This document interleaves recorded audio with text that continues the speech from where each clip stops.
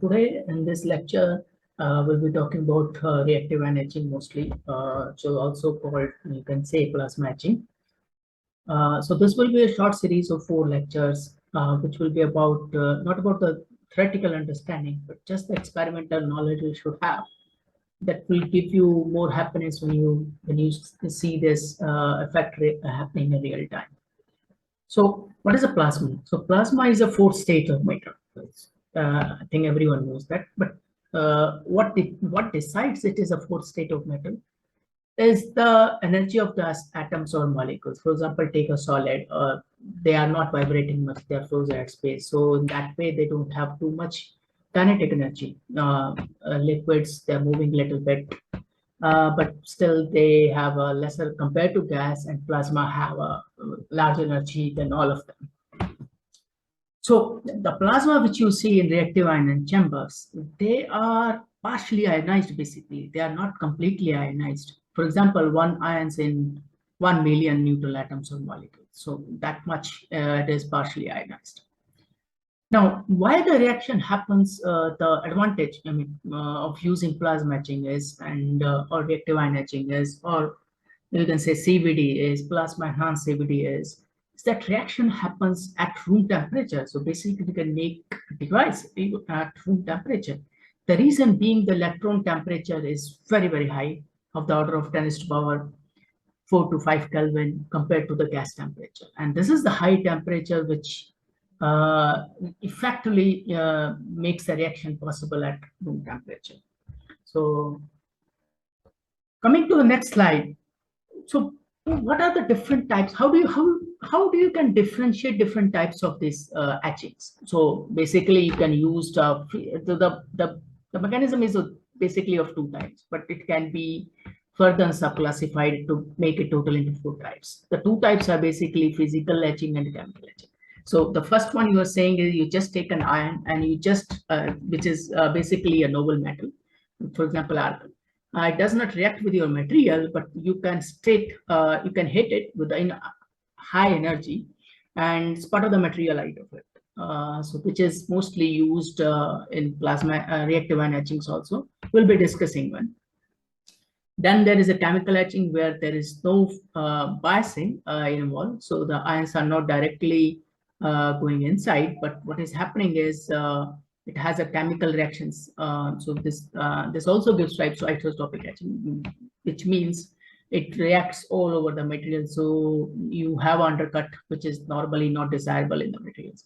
Now, what you can do is you can use the combination of these 2, that is physical etching and chemical etching, and you can have something called ion enhanced energetic etching, which will etch normally hard materials, for example, silicon carbide, right? Yeah, silicon carbide.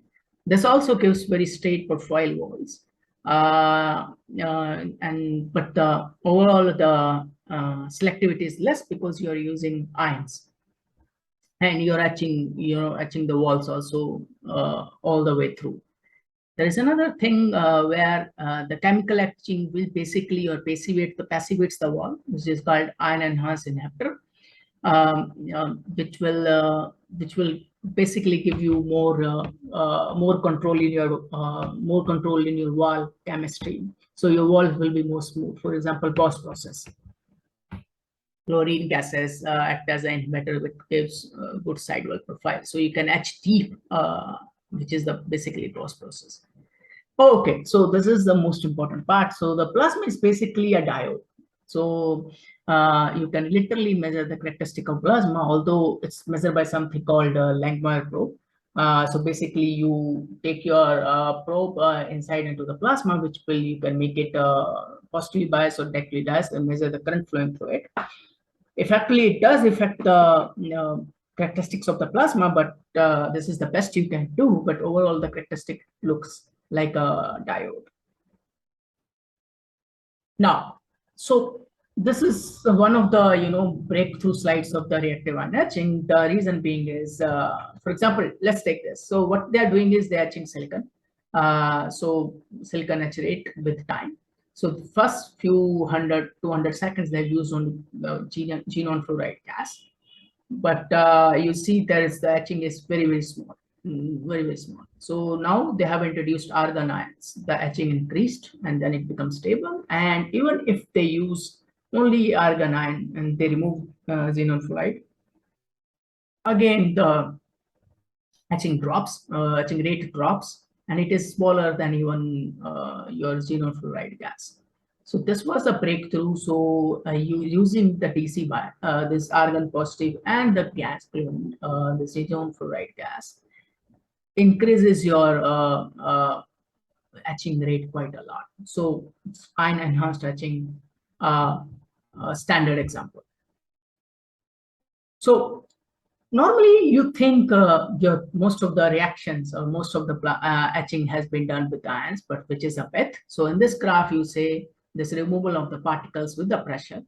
So if you see ions, they are least contributing. Yeah, so this is very, very small with all the pressure, and it is almost constant. So basically you don't see this. This is the basically silicon etch rate, almost constant. What you are seeing is the neutrals which are doing most of the damage, and which is increasing with the pressure. So the most of the etching is done by the neutral atoms. The physical etching is almost similar, almost constant. Even at the lowest pressure, it is the removal rate by the neutral is 10 times more than the ions. Okay, so this is the very important slide. Whoever is going to etch the materials.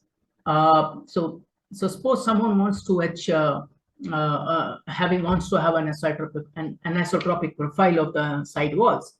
What he should be using is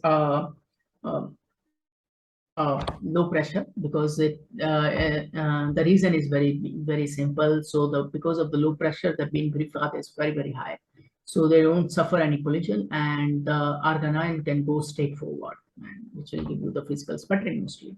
And on the other hand, there is a chemical etching, so which will give you the mostly the isotropic etch. If you want isotropic, in some process you want an undercut, so this is useful.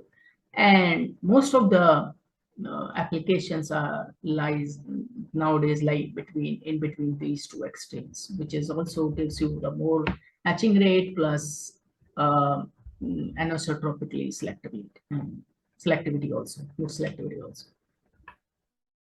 So this is the temperature dependence on etching. So the etch rate will increase as you increase the temperature. So this is 1 by T. So temperature is increasing this way. So the etch rate is increasing. This is simply the Arrhenius law. So as you increase the temperature, normally the reaction rate increases. So this applies most of the time. Only disadvantage is you will have a bad selectivity in that case.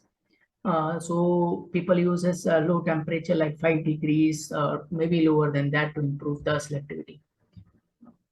But overall, that rate goes down. Another assumption, as you increase the power, like RF power, what will happen, which is very normal as you increase the RF power. So what is increasing the RF power here? So you're again using your etching silicon oxide. So you can see the etch rate is increasing as you are increasing the power. So basically, which is obvious, but I wanted to show you here as an example.